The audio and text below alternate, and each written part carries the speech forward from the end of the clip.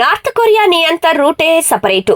అందరూ ఒక దారిలో వెళ్తే ఆయన మాత్రం వేరే దారిలో వెళ్తుంటారు. కిమ్ జోంగ్ ఉన్ ఈ దేశంలో పెట్టే ఆంక్షలు, నిబంధనలు విచిత్రంగా ఉంటాయి.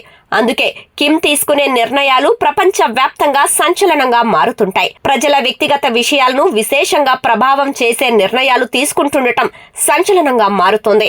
గతంలో ఆయన ఉత్తర కొరియా ప్రజలు దుస్తులు ధరింపు, హెయిర్ స్టైల్ పై ఆంక్షలు పెట్టాడు. ఉత్తర కొరియాలో అక్కడి ప్రభుత్వం సూచించిన పద్ధతుల్లో దుస్తులను ధరించాల్సి ఉంటుంది. కిమ్ ఆదేశాల మేరకే అక్కడి పౌరులు హెయిర్ స్టైల్ ను మెయింటైన్ చేయాల్సి ఉంటుంది. వాస్తవానికి ఉత్తర కొరియా కమ్యూనిస్టు నియంత ఆధీనంలో ఉన్న దేశం. దీంతో పాశ్చాత్య, పశ్చిమ దేశాల ప్రభావం ఉత్తర కొరియా మీద పడకుండా కిమ్ అనేక జాగ్రత్తలు తీసుకుంటున్నారు. పశ్చిమ దేశాల కల్చర్ ను ఉత్తర కొరియా ప్రజలు అనుసరిస్తే ఎక్కడ తన అధికారానికి ఎసరు వస్తుందోననే బెంగ ఆయనకు మొదటి నుంచి ఉంది.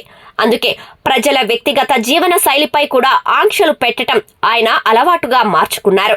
అందులో భాగంగానే కిమ్ తాజాగా తీసుకున్న నిర్ణయంపై ప్రపంచ వ్యాప్తంగా ఆసక్తికర చర్చ మొదలైంది.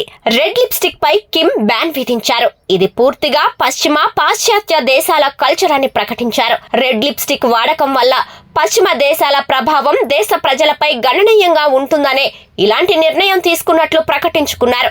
అందువల్లే ఇక నుంచి ఉత్తర కొరియా వ్యాప్తంగా ఏ మహిళ అయినా రెడ్ లిప్స్టిక్ వాడితే కఠిన చర్యలు తప్పవని హెచ్చరించారు.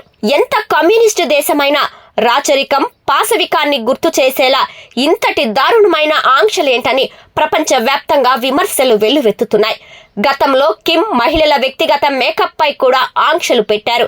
మహిళలు మేకప్ వేసుకుంటే పశ్చిమ దేశాల కల్చర్ ఎక్కువై దేశ సామాజిక పరిస్థితుల్లో పెను మార్పు సంభవించవచ్చనే అభిప్రాయం వ్యక్తం చేశారు. అప్పట్లో కిమ్ తీసుకున్న ఈ నిర్ణయంపై వరల్డ్ వైడ్ గా పెద్ద దుమారమే కొనసాగింది. ఈ నేపథ్యంలోనే కిమ్ జోంగ్ రెడ్ లిప్స్టిక్ పై తీసుకున్న నిర్ణయంపై కూడా విమర్శలు వెల్లువెత్తుతున్నాయి. పేరుకు కమ్యూనిస్ట్ దేశం, సమాజ సిద్ధాంతమని చెప్పుకునే ఉత్తర కొరియాలో ఏంటి ఈ ఆంక్షలంటూ ప్రపంచ దేశాలు విమర్శలు గుప్పిస్తున్నాయి. ఇదెక్కడి దిక్కుమాలిన రూల్స్, కిమ్ కు ఇదేం మాయరోగం అంటూ తిట్టిపోస్తున్నారు.